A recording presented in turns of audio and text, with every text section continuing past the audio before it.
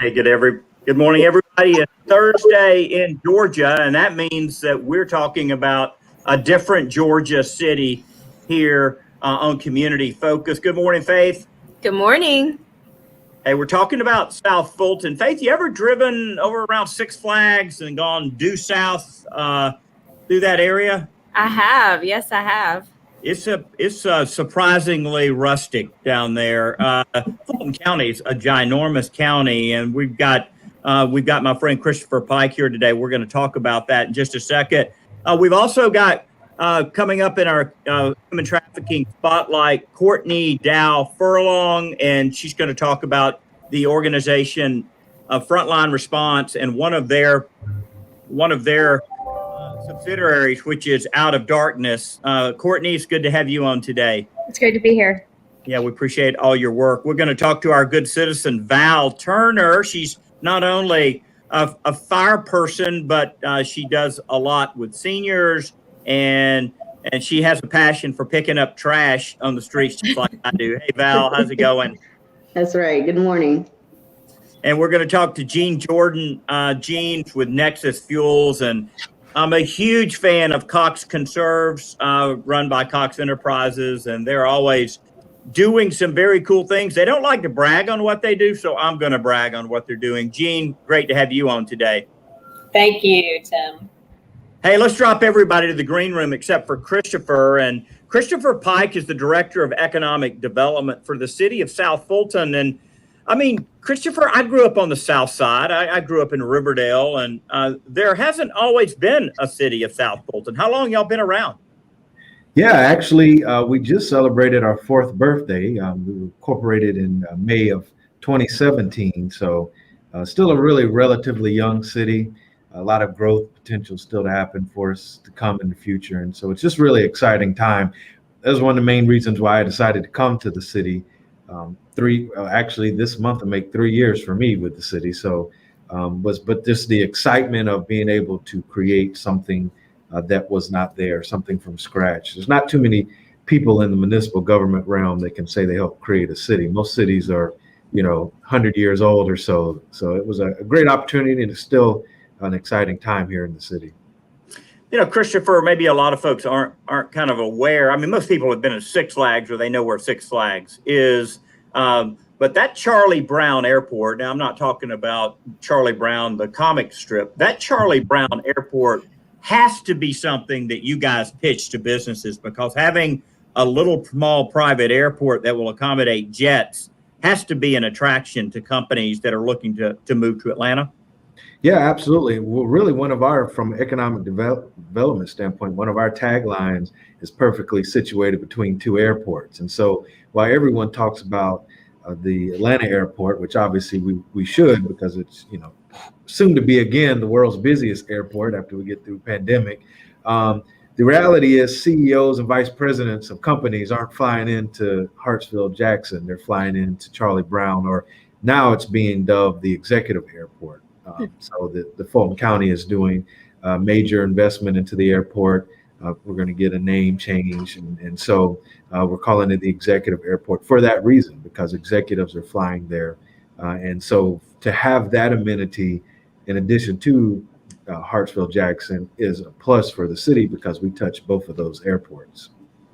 Yeah, as a public service commissioner, I've been in office 11 years. I'm at the Capitol now, but in 11 years, I have not stepped foot on a state aircraft, helicopter, or airplane. I don't know.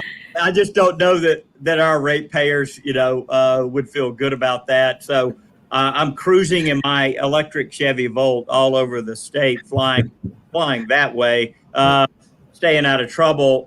Let me ask you, Christopher, as you think about that west part of town off of I-20 there near Six Flags, where South Fulton is, what's the attraction for companies to come and locate there?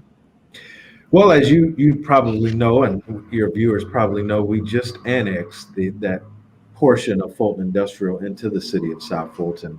And so I think the thing that my position, as we were talking about annexing Fulton Industrial, is the fact that you have a municipality that is focused on the improvement of that corridor. So it's no secret that portions of the corridor has had some challenges over the years, and we have been really focused, even before the annexation, with creating a redevelopment plan, especially for the northern part of Fulton Industrial.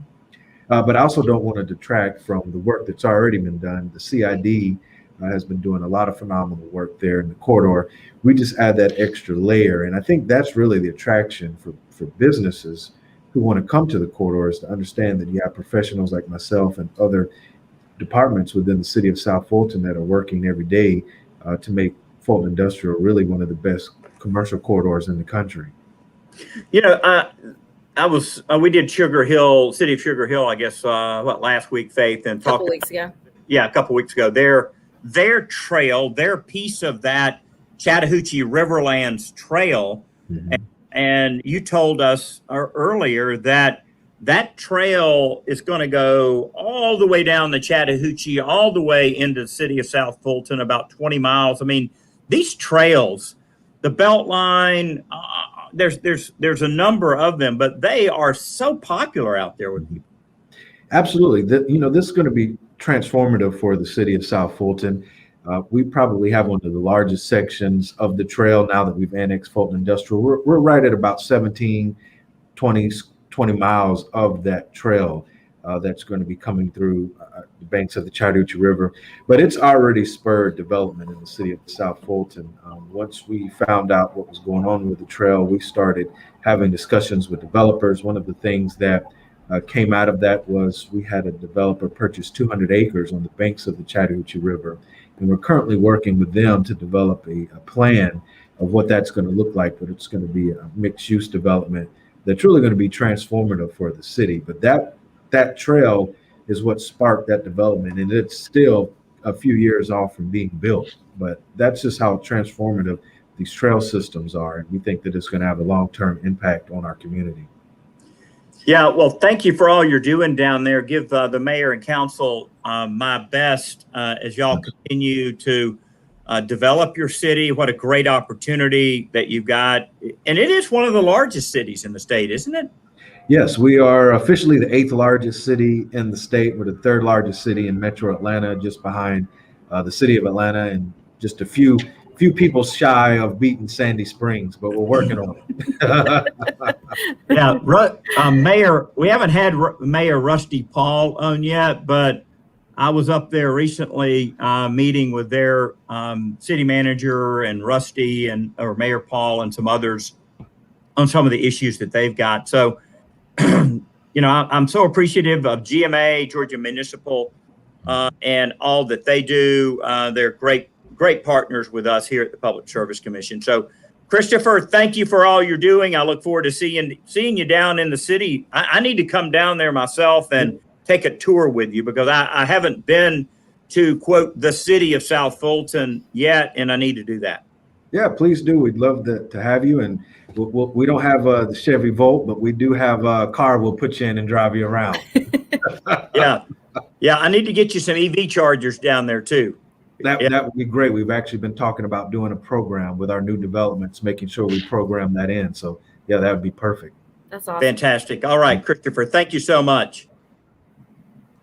Hey, Faith, tell us about our next guest. And I know that I've got a little connection with one of the organizations she worked with. Absolutely. This is Courtney Furlong, used to be Courtney Dow. We have had Courtney speak several times on Unholy Tours. I think some of our other educational events, we've had Courtney speak. She is with Frontline Response. She worked with Out of Darkness before she went to Alabama to get her PhD, which she is currently in the process of doing. And Out of Darkness, tell us a little bit about what Out of Darkness does, Courtney. Yeah, thanks. First, I want to clear up something. So Frontline Response is just a new name for Atlanta Dream Center. It's the same programs that we've been running for years and years, but we just changed the name. And Out of Darkness is the anti-sex trafficking department of Frontline Response, or formerly Atlanta Dream Center. And Out of Darkness has a number of programs. Some that you might not know, we do a jail mentorship program where we have mentors who go into local county jails and build relationships with victims of commercial sexual exploitation who are incarcerated as criminals. We also have a 24-hour hotline that people can call when they need assistance. And we have victims call, we have family members call, we have lawyers, we have concerned citizens who call our hotline, and you can call it at any time. And we also have a safe home program. So it's a temporary safe home for victims of commercial sexual exploitation, victims of trafficking, specifically adult women, and they can stay for 2 to 4 weeks while we prepare a case management program for them so that they can go into a long-term program, get the care that they need, and be able to rebuild their own lives. But today, I was going to talk to you about 2 of our outreach programs, what we call Princess Night and what we call Encounter. And both of them are very similar in nature. The first one is Princess Night. And what we do is we bring handwritten cards and roses, and we go around Fulton Industrial and some other communities in the Atlanta area. And we give these out to really any woman that we see who is on the street. She can be at a gas station, she can be at the Waffle House, because we want to give them to all women. But really who we're targeting are those women who are being sexually exploited. And that's the word that we use. Commercial sexual exploitation refers to any time a form of commercial sex is given in exchange for something of monetary value. It doesn't have to be money. It can be drugs. It can be housing. It can be shelter. It can be food. And so that's what we refer to as commercial sexual exploitation. And sex trafficking is a form of commercial sexual exploitation. And believe it or not, 87% of women who are in prostitution are under third-party control, which is the definition of sex trafficking. So a lot of the individuals that we see who are maybe soliciting on the street, who are working in strip clubs, are technically victims of sex trafficking. And in fact, another interesting point is women who are working in strip clubs are by definition being trafficked for labor as well. So what we do is we want to go and we want to build relationships with these individuals who are working in these areas. And we're not there to rescue them. We're not there to drag them out and convince them to change their lives. We're just there as a consistent presence so that they know that when they're ready, they can call us. We build trust with them, so they'll call us, and then we can take them to a safe place and we can help them start to rebuild their lives. So like I said, with Princess Night, we go out on the street, and that's where we primarily stay. And then with Encounter, in partnership with management at the strip clubs, we go into the strip clubs, we go into the dressing room, women go into the dressing room, and we spend about an hour in a dressing room talking to the women there and getting to know them, getting to know their families, getting to know the management, and seeing if there's any way that we can support them. Thanks, Courtney.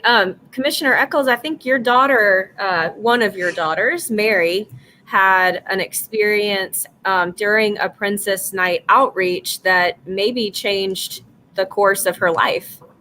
Yes, Courtney, my daughter Mary was out on a Princess Night as a volunteer. She was a college student at the time, and it was a van driven by a large man who was like a bodyguard, and the other ladies got out and interacted with the prostitutes there on the street. And my daughter stayed in the vehicle, but this particular lady said, "I need to go now."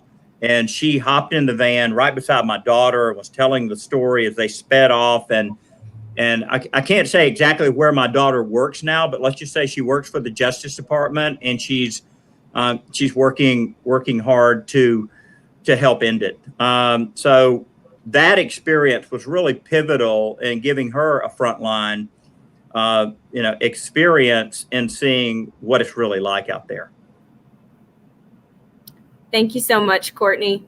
Yeah, and actually, if I may, one of the reasons why I'm going to get my PhD at Auburn, to be specific, not Alabama, I'm at Auburn.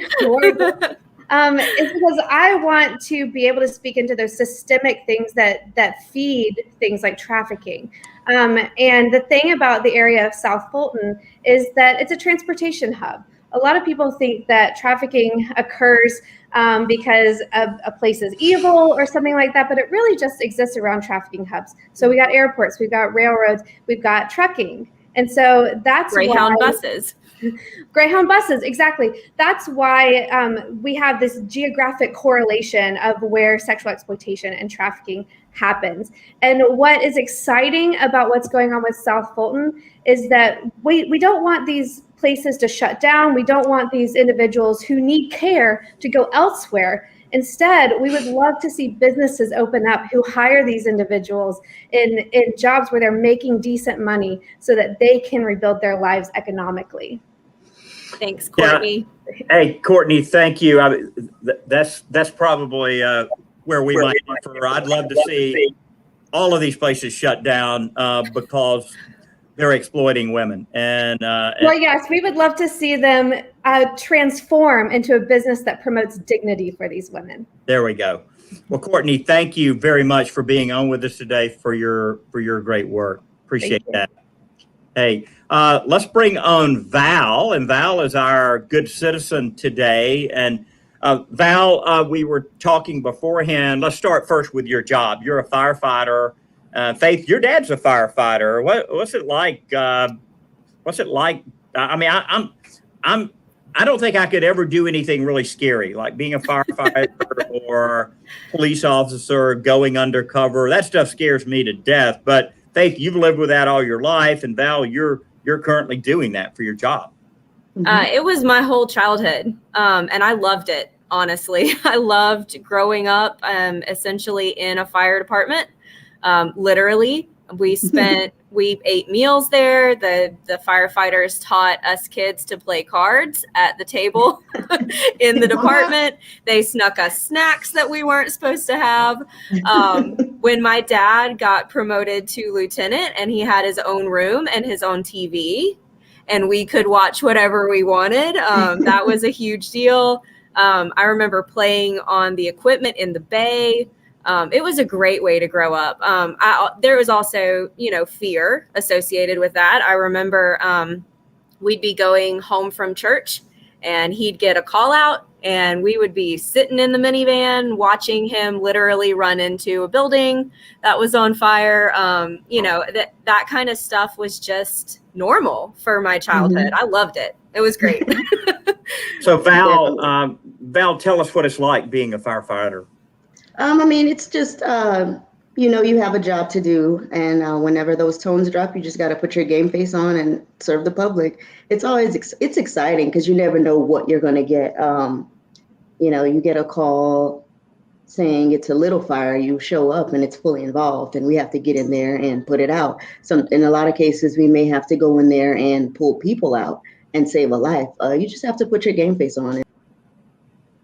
And you guys, Val, work a lot of medical calls as well. Is that right? Everybody is pretty much either first responder or EMT or paramedic. So if there's a medical call that comes out, we respond as well as an ambulance service. And a lot of times, in probably most cases, we'll get there before the ambulance. So we'll go ahead and triage the patient. So tell us what you did before you went into public safety. Fresh out of high school, I joined the Navy. I spent some time in the Navy. I was there for 8 years. I spent time in San Diego. I was a navigator on ships. And then my last 3 years, I was a corrections officer in Pensacola. So that was pretty exciting. It's a lot of criminals in the military, unfortunately. Wow. Yeah. Val, my son's in the Coast Guard. And whenever there's a big storm brewing, I'm always a little nervous because I know that they're out there trying to rescue people maybe who are stranded. And so they're kind of going into harm's way, in a boat, and it's kind of scary. So, absolutely. Val, let me ask you about your work with American Legion. I know you're working with seniors, and then, as we promised, we're going to talk about trash a little bit. So, tell me about your work with seniors. Sure. At the American Legion post that I am a part of, one of the things that I do there is I teach seniors basic computer skills. A lot of seniors nowadays aren't real abreast with the basics of computers. So I go ahead and teach them the basic things like how to send an email, how to receive an email. For a lot of them, I actually started an email account for them so that they can receive things from government agencies. Because a lot of times you have to have an email account. I mean, let's be real, in 2021, you have to have an email account to communicate and receive things. So a lot of them, we've got them started with emails and, like I said, basic, how to do a Word document, things like that. Yeah. So let's talk about your trash pickup. I work in and around the Capitol. I park at the aquarium a lot, walk over here because I get free electric vehicle charging over there because I'm a season pass holder. But the city streets are just, they're just full of trash. And except if a movie company's making a movie, then they clean it up. But so I got this idea to ask a lot of the homeless people in and around the Capitol if they wanted to make some extra money. I gave them a vest. 20 of them showed up, by the way, early one Friday morning. I gave them a vest, some gloves, some pickers, some, let's see, what else do we have? Big contractor trash bags. And we then paid them $10 per bag. And this is not government money. This is money out of my pocket and my buddies' pockets. But it was a great experience, Val. And, I really think that someone could take that concept and create a full-time trash ministry in working with the homeless, and we could have spotless streets if someone caught a vision for it. And Absolutely. I have a day job and I can't do it. But tell me about your experience in picking up trash. Yeah, so I volunteered with Hands On Atlanta, and it was a group of us. I don't remember exactly how many of us were, but it was a large group of us, and it was after, I believe, Memorial Day a couple years ago, and we went down near the area of the Chattahoochee River, and we went and picked up trash. And as you know, like after a holiday, a lot of people go down to the river to have fun.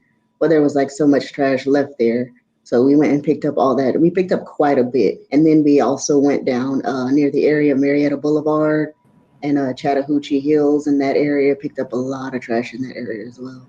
Yeah, I think I've got a picture here. Yeah, here we go.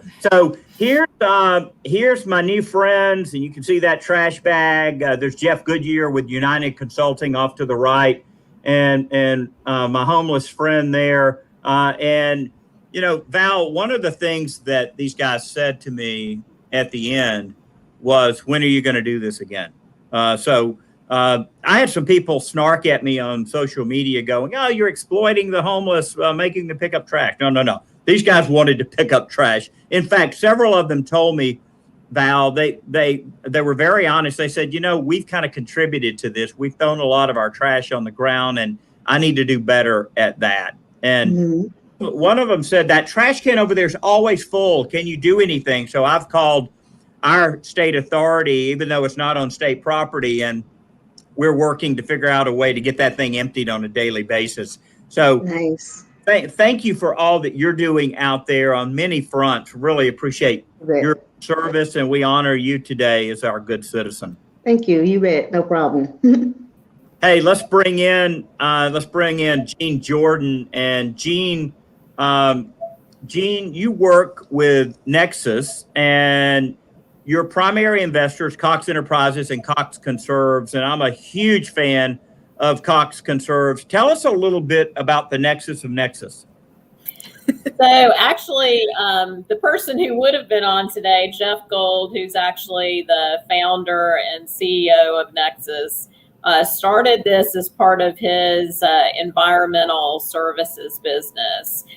He runs a business called Integrated Environmental Services that does remediation for gas cylinders that may have been buried and need to be destroyed in a safe way. He actually was over in France with the French government taking unexploded ordnance and exploding it inside a safe compartment and then getting rid of it so that farmers didn't come up with these as they're going through the fields. And he started Nexus in 2010 and ran a pilot program for 5 years. And then Cox stepped in and became our primary investor.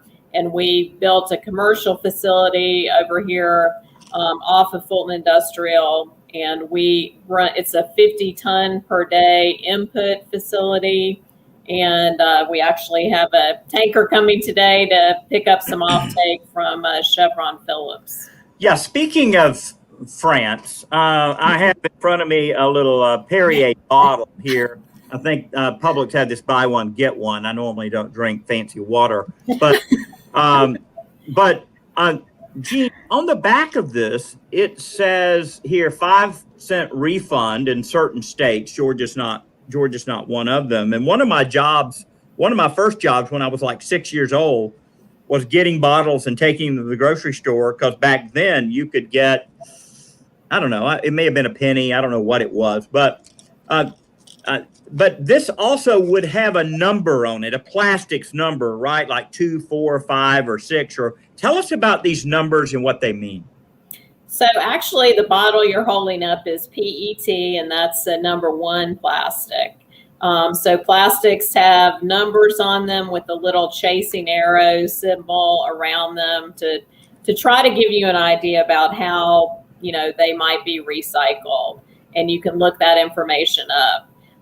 We take the number 2 plastic, which is LDPE. So think about your, Kroger or Publix plastic bags that you might get with your grocery. Those are not bad bags. They're awesome bags for us, and we love them. And, other plastics. So think about your Clorox bottle that has that plastic label around it. We actually get rolls of their off-spec material, and we love that too. HDPE, which is the number 4 plastic. Think about your Tide bottle, something like that. We also take polypropylene, which comes in a lot of various forms, a lot of like plastic bowls and things like that, a little bit of the heavier type plastic. And then also we take polystyrene, which I know a lot of people want to ban. When you think about those, maybe Chick-fil-A, polystyrene, the foam cups, we do like that material, and we do get some of that from actually Charm, the Center for Hard to Recycle Materials. We work with them a lot, and they are awesome partners. Taking stuff from the community, and they do a great job with sorting that as well. We also work with Dow Energy Bag Program, currently only in Cobb County, but they really want to expand quite a bit. And I know they're looking at other sites in Atlanta, and we hope that people will buy into that and work with them. Yeah, so let me ask you, Gene, I try to take my own bags into the grocery store, and then sometimes I just ask for paper bags because I use paper in the bottom of my recycling trash can in my cupboard. But you're saying that those plastic bags, if I take them back and put them in the Publix recycling bin there, that they eventually make their way to a place like Nexus, and they're actually recycled. Is that what you're saying? So yes, like us, or perhaps going to someone like Trex, which will make them into benches and, the hard plastic, and they are looking for very clean plastic.